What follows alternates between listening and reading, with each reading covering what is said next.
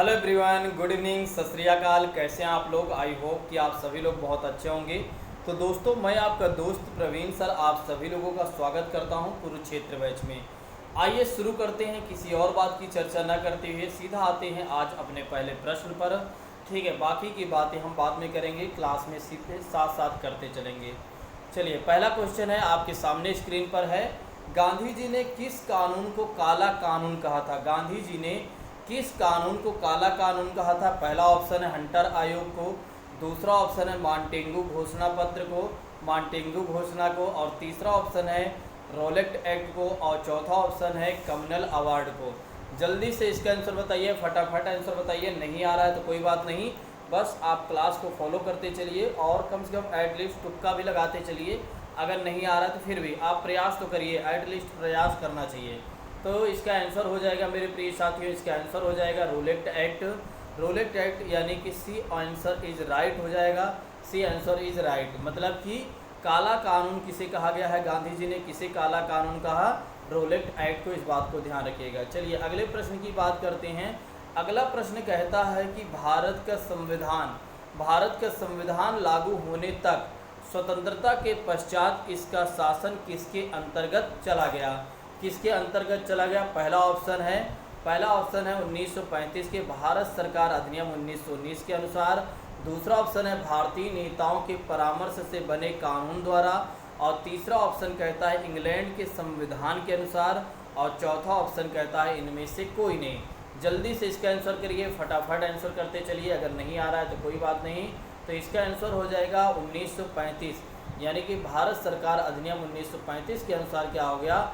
जब एक तरीके से स्वतंत्रता हमें मिली तो उसके बाद इस शासन के अंतर्गत इसके अंतर्गत, इस अधिनियम के अंतर्गत शासन हमारा चला गया। चलिए अगले प्रश्न की बात करते हैं। अगला प्रश्न क्या कहता है? फटाफट आंसर करते चलिए। साथ ही साथ जो हमारे नए साथी जुड़ रहे हैं वे जरूर चैनल को सब्सक्राइब कर लें, और जो हमारे नए दोस्त हैं, ठीक है, जो ट्वेल्थ वाले पास हैं, उन्हें मैं कहूँगा अगर नहीं आ रहा है तो कम से कम आप शेयर भी करते चलिए, आपकी जानकारी में बहुत सारे छात्र होंगे। चलिए 1909 के इंडियन काउंसिल एक्ट में किस बात की व्यवस्था की गई? 1909 के इंडियन काउंसिल एक्ट में किस बात की व्यवस्था की गई? पहला ऑप्शन है सांप्रदायिक प्रतिनिधित्व, दूसरा ऑप्शन है प्रांतीय व्यवस्था, तीसरा ऑप्शन है द्वैध शासन प्रणाली, और चौथा ऑप्शन है संघीय व्यवस्था। चिंता मत करिए, 10 क्वेश्चन थोड़ा कठिन है, बाकी सब सरल मिल जाएंगे आपको। ठीक है, तो क्वेश्चन है कि 1909 के इंडियन काउंसिल एक्ट में किस बात की व्यवस्था की गई? जल्दी से इसका आंसर करिए। तो इसका आंसर हो जाएगा सांप्रदायिक प्रतिनिधित्व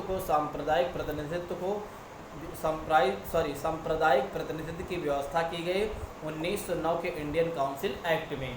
चलिए अगले क्वेश्चन की बात करते हैं। अगला क्वेश्चन कहता है कि देखिए, निम्नलिखित में से किस अधिनियम द्वारा भारत के गवर्नर जनरल को अध्यादेश जारी करने की शक्ति दी गई? देखिए, थोड़ा से कठिन प्रश्न भले ही हैं, लेकिन आपके एग्जाम में पूछे जाएंगे तो मुझे लगता है कठिन और सरल से हमें मतलब नहीं है, हमें सारे क्वेश्चन को सॉल्व करना है। तो निम्नलिखित में से किस अधिनियम द्वारा भारत के गवर्नर जनरल को अध्यादेश जारी करने की शक्ति है? भारतीय परिषद अधिनियम 1892, चार्टर एक्ट अधिनियम 1833, भारतीय परिषद अधिनियम 1861, और दूसरा क्वेश्चन है भारत परिषद अधिनियम 1909।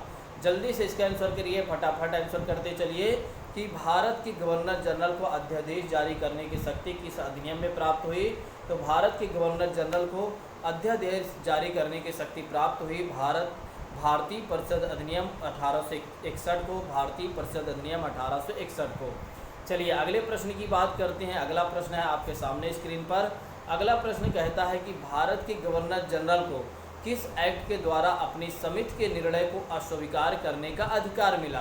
भारत के गवर्नर जनरल को किस एक्ट के द्वारा समिति के निर्णय को अस्वीकार करने का अधिकार मिला? पहला ऑप्शन कहता है कि 1784 का पिट्स इंडिया एक्ट में, 1786 का अमेंडमेंट एक्ट संशोधन एक्ट, और 1813 का चार्टर एक्ट, और 1773 का रेगुलेटिंग एक्ट। जल्दी से इसका आंसर करिए मेरे प्रिय साथियों, फटाफट आंसर करते चलिए। नहीं आ रहा है तो कोई बात नहीं, सब्सक्राइब भी करते चलिए। तो 1786 का अमेंडमेंट एक्ट की बात करते हैं, यानी कि संशोधन एक्ट की बात करते हैं कि भारत के गवर्नर जनरल को 1786 का संशोधन एक्ट के द्वारा क्या मिली, समिति के निर्णय को अस्वीकार करने का अधिकार मिल गया, अस्वीकार करने का अधिकार मिल गया। नेक्स्ट क्वेश्चन की बात करते हैं। महारानी विक्टोरिया को भारत की सामग्री नियुक्त किया गया, सम्राज्ञी नियुक्त किया गया। पहला ऑप्शन है कि 1885 ईस्वी में, 1886 और ईस्वी में, 1875 ईस्वी में, 75 ईस्वी में और 1858 ईस्वी में। जल्दी से इसका आंसर करिए। कहा जा रहा है महारानी विक्टोरिया को भारत के मतलब साम्राज्यी मतलब होता है कि साम्राज्य के मतलब एक तरीके से सम्राट जिसे कहते हैं, तो अब गर्ल्स है इसलिए रानी हैं तो इसलिए इनके लिए एक शब्द यूज किया गया। तो इसका आंसर हो जाएगा 1857 की क्रांति के बाद 1858 में क्या हो जाता है कि भारत का जो नियंत्रण होता है, भारत का जो कंपनी से नियंत्रण हट के सीधा महारानी के हाथों में चला जाता है। इस बात को ध्यान रखिएगा। चलिए अगले क्वेश्चन की बात करते हैं। बहुत ही अच्छा प्रश्न है, आपके एग्जाम में ज़रूर इस तरह के प्रश्न पूछे जाते हैं। गांधी जी किस गोलमेज सम्मेलन में भाग लेने के लिए लंदन गए थे? गांधी जी किस गोलमेज सम्मेलन में भाग लेने के लिए लंदन गए थे? पहला ऑप्शन है प्रथम गोलमेज सम्मेलन, दूसरा ऑप्शन है द्वितीय गोलमेज सम्मेलन, तीसरा ऑप्शन है तृतीय गोलमेज सम्मेलन, चौथा ऑप्शन इनमें से कोई नहीं। जल्दी से इसका आंसर करिए, इसका आंसर करिए। नहीं आ रहा है तो कोई बात नहीं है। तो द्वितीय गोलमेज सम्मेलन में गांधी जी सम्मेलन में भाग लेने के लिए लंदन गए थे। तो ध्यान रखिएगा। नेक्स्ट बात करते हैं 1919 में जलियांवाला बाग हत्याकांड कहाँ पर हुआ था? 1919 में जलियांवाला बाग हत्याकांड कहाँ पर हुआ था? नागपुर, दूसरा ऑप्शन है कोलकाता, तीसरा ऑप्शन है चंडीगढ़, चौथा ऑप्शन है अमृतसर। जल्दी से आंसर करिए। नहीं आ रहा है तो कोई बात नहीं। तो जलियांवाला बाग हत्याकांड कहाँ पर हुआ था? अमृतसर में हुआ था। इस बात को ध्यान रखिएगा। चलिए अगले प्रश्न की बात करते हैं। बहुत ही महत्वपूर्ण प्रश्न है, दिल्ली पुलिस में यह प्रश्न पूछा गया था। गांधी इरविन समझौता 5 मार्च 1931 किससे संबंधित है? गांधी इरविन समझौता 5 मार्च 1931 किससे संबंधित है? भारत छोड़ो आंदोलन, सविनय अवज्ञा आंदोलन, रोलेट आंदोलन और तीसरा है यानी कि चौथा है असहयोग खिलाफत आंदोलन। जल्दी से इसका आंसर बताइए। क्वेश्चन सुन लीजिए। गांधी इरविन समझौता 5 मार्च 1931 किससे संबंधित था दोस्तों? तो सविनय अवज्ञा आंदोलन, सविनय अवज्ञा आंदोलन से संबंधित था। गांधी इरविन समझौता कब हुआ था? 5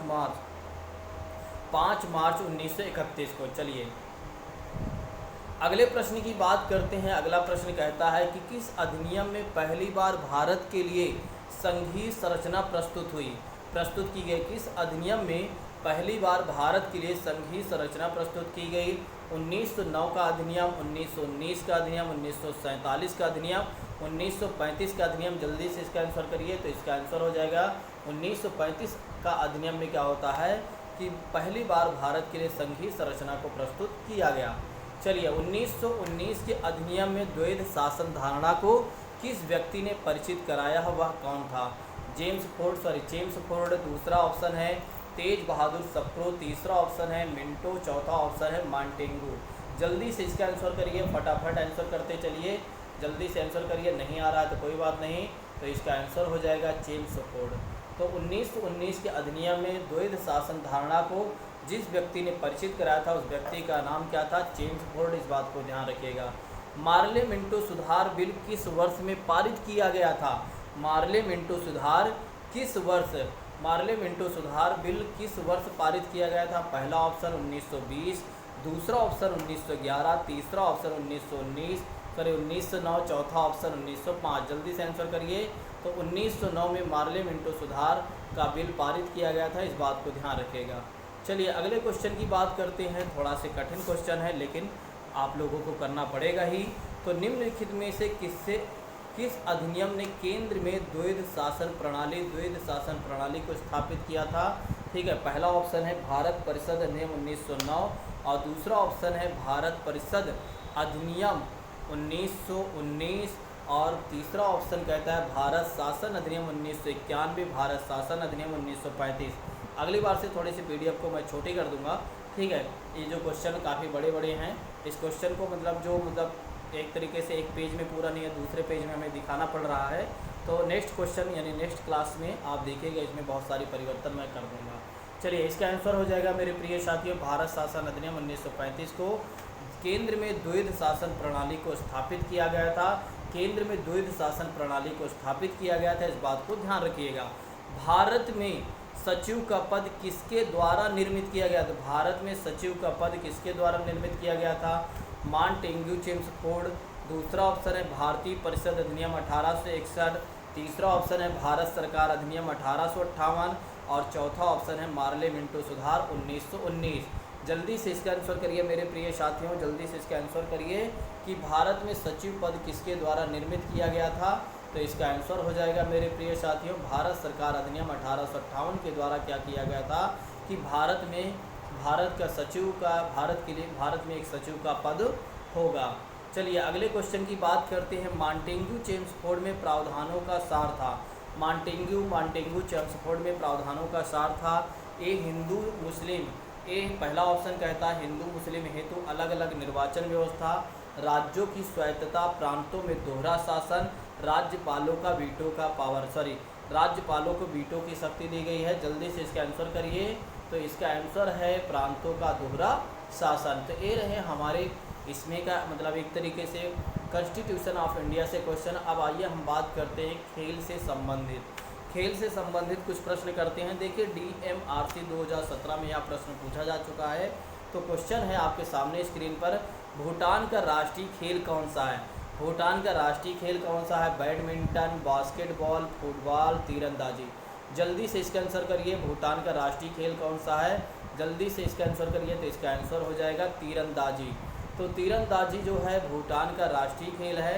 तो 1971 में क्या हुआ था? भूटान के संयुक्त राष्ट्र का सदस्य बनने पर 1971 में क्या हुआ था कि भूटान संयुक्त राष्ट्र यानी यूनाइटेड नेशन का सदस्य बना।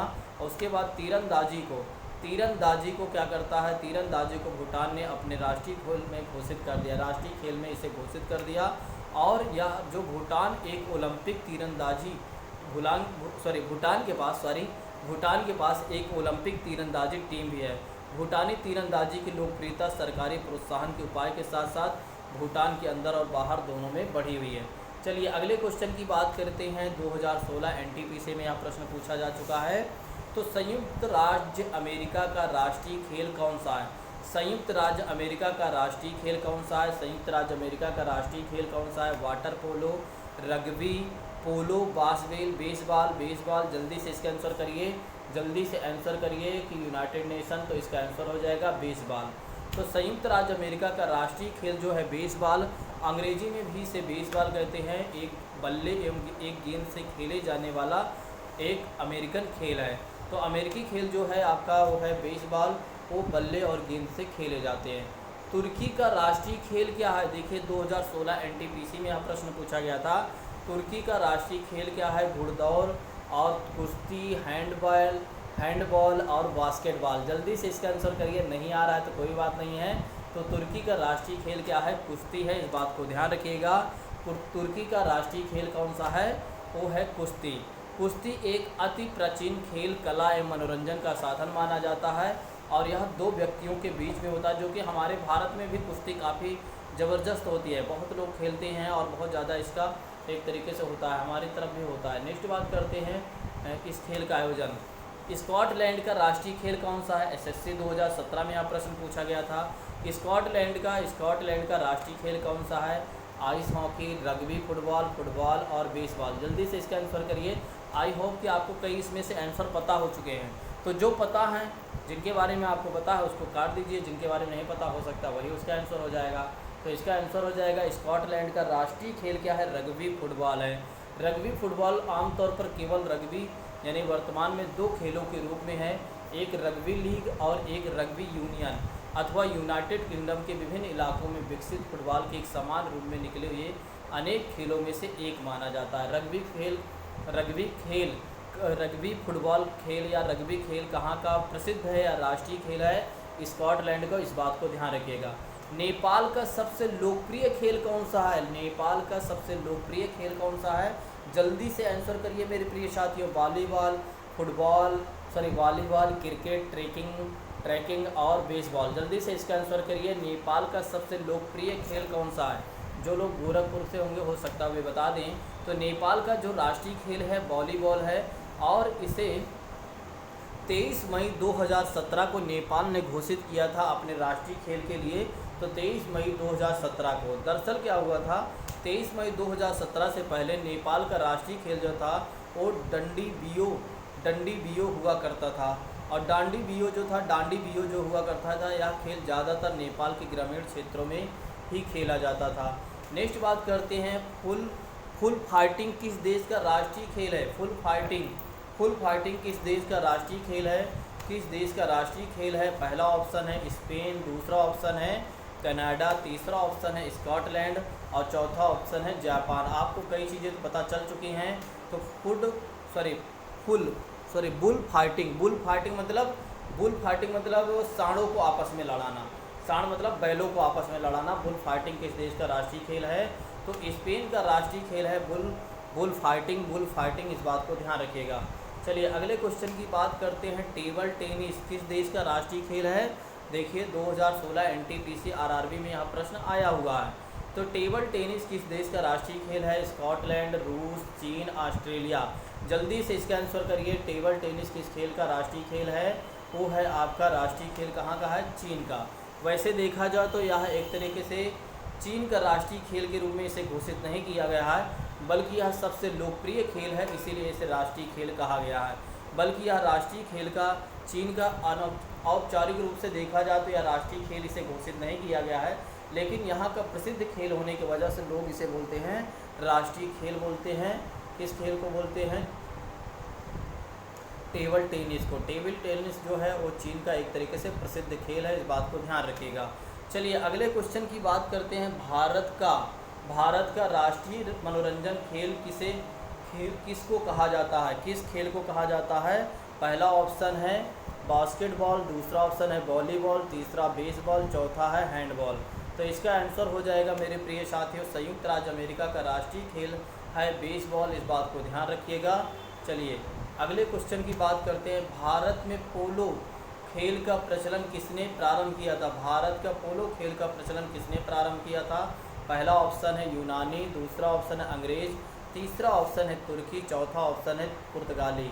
जल्दी से इसका आंसर करिए। भारत में पोलो खेल का प्रचलन किसने प्रारंभ किया है? जल्दी से इसका आंसर बताइए। तो भारत में पोलो खेल की शुरुआत जब हुई थी तुर्कों के भारत आगमन से माना जाता है। जब तुर्क लोग हमारे देश में आगमन किए थे, तभी से क्या हुआ, पोलो खेल की शुरुआत हुई। और 1210 ईस्वी में गुलाम वंश के प्रथम शासक और भारत में मोहम्मद गोरी का उत्तराधिकारी कुतुबुद्दीन ऐबक पोलो खेल खेलते समय घोड़े से गिरकर मृत्यु हो गई, और तभी से माना जाता है कि भारत में पोलो खेल की शुरुआत हुई थी। यह एक ऐतिहासिक प्रमाण भी है। पोलो खेल का प्रचलन भारत के किस राज्य में पहले हुआ? पोलो खेल का प्रचलन भारत के किस राज्य में पहले हुआ? मिजोरम, मणिपुर, हिमाचल प्रदेश, असम। जल्दी से इसके आंसर करिए, जल्दी से आंसर करिए। नहीं आ रहा है तो कोई बात नहीं, मैं आपको बता देता हूँ। मणिपुर का पोलो खेल जो है, मणिपुर का पोलो एक टीम खेल होता है जिसे घोड़े पर बैठकर खेला जाता है, और मणिपुर में पहली बार यह खेल खेला गया, और इसे प्रतिद्वंदी के विरुद्ध गोल करना होता है। और दूसरी बात करते हैं, परंपरागत तरीके से खेल बड़ी रफ्तार से और बड़े खुले मैदान में यहाँ किया जाता है, जिसमें क्या होता है कि टीम में 4 खिलाड़ी होते हैं। और पोलो का उद्भव प्राचीन भारत से माना जाता है, जो कि हमने बता ही दिया है। और कुछ लोग भारतीय राज्य मणिपुर में इसका उद्भव मानते हैं। और भारत से यह खेल 10वीं हुजार रेजिमेंट 1869 में इंग्लैंड में ले जाया गया। कबड्डी खेल का उद्भव किस देश में हुआ? जल्दी से इसका आंसर करिए कि कबड्डी खेल का उद्भव किस देश में पहले माना जाता है? भारत, चीन, जापान, रूस। जल्दी से बताइए। नहीं बता पा रहे हैं तो कोई बात नहीं है। तो कबड्डी खेल का जन्म भारत में हुआ। कबड्डी एक सामूहिक खेल होता है जो कि भारत का एक प्रमुख खेल माना जाता है। सबसे ज़्यादा अगर खेला जाता है तो उत्तर भारत में खेला जाता है। इस खेल को दक्षिण भारत में चिड्डू गुड्डू और पूरब में हुत्तू के नाम से जानते हैं। भारत के 7 पड़ोसी देशों में भी कबड्डी बड़े पैमानों पर खेली जाती है। विभिन्न देशों में इसके अलग अलग नाम हैं। भारत के पश्चिमी में पूर्व में देख लीजिए, बांग्लादेश में हादो दो नाम से जाना जाता है। दक्षिण भारत में चिड्डू गुड्डू के नाम से जाना जाता है। श्रीलंका में गुड्डू, थाईलैंड में हॉकी को क्या माना जाता है, सॉरी कबड्डी को तिमचू माना जाता है। क्लियर।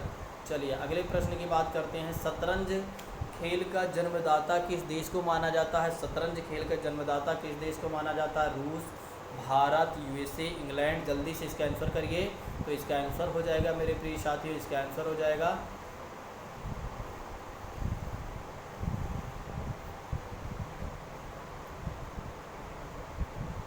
चलिए इसका आंसर बताइए। निम्नलिखित में से किस खेल का उद्भव भारत में नहीं हुआ? नहीं माना जाता है शतरंज, पोलो और कबड्डी, बिलियर्ड्स। तो निम्नलिखित में से किस खेल का उद्भव भारत में नहीं हुआ था? जल्दी से इसका आंसर बताइए। तो इसका आंसर हो जाएगा बिलियर्ड्स। बिलियर्ड्स क्या है? बिलियर्ड्स आयताकार टेबल पर छोटी गेंद की एक निश्चित संख्या व एक लंबी छड़ी से हुई, जिसे क्यों कहा जाता है, से खेल खेले जाने वाला एक खेल है। कैरम या फ्रेंच बिलियर्ड्स 3 गेंदों में से एक बिना पॉकेट वाले टेबल पर रख खेला जाता है। अन्य प्रमुख खेल 6 पॉकेट वाले टेबलों पर खेला जाता है। देखिए इसको इंटरनेट पर आप जाकर चेक कर लीजिएगा, एक बार डालिएगा, आपको दिखा दिया जाएगा, यूट्यूब पर भी ये सारी चीज़ें मिल जाएंगी। ठीक है। निम्नलिखित में से किस खेल का उद्भव इंग्लैंड में नहीं हुआ था? लॉन टेनिस, हॉकी, फुटबॉल और वॉलीबॉल। तो जैसा कि आप जानते हैं वॉलीबॉल, ठीक है, 19वीं सदी के अंत में संयुक्त राज्य अमेरिका में शुरू होता है। इसके निर्माता विलियम जेम्स मॉर्गन थे और जो खेल संघ के युवा खेल के प्रशिक्षक है। एंगमेंस क्रिश्चियन मार्ग का उद्देश्य एक खेल विकसित करना था। चलिए इसके बारे में बात करते हैं, बाद में इस तथ्य का नाम हो गया। तो आज की क्लास को हम यहीं पर समाप्त करते हैं। नेक्स्ट क्लास में मिलते हैं और कल मिलते हैं यूपी स्पेशल जीके में। साथ ही साथ जो हमारे नए साथी आए थे वे चैनल को ज़रूर सब्सक्राइब कर लें और जो पुराने थे वे ज़रूर शेयर कर दें और नए भी शेयर कर दिया करें। ठीक है, आज की क्लास को यहीं पर समाप्त करते हैं। Thank you so much. जय हिंद दोस्तों।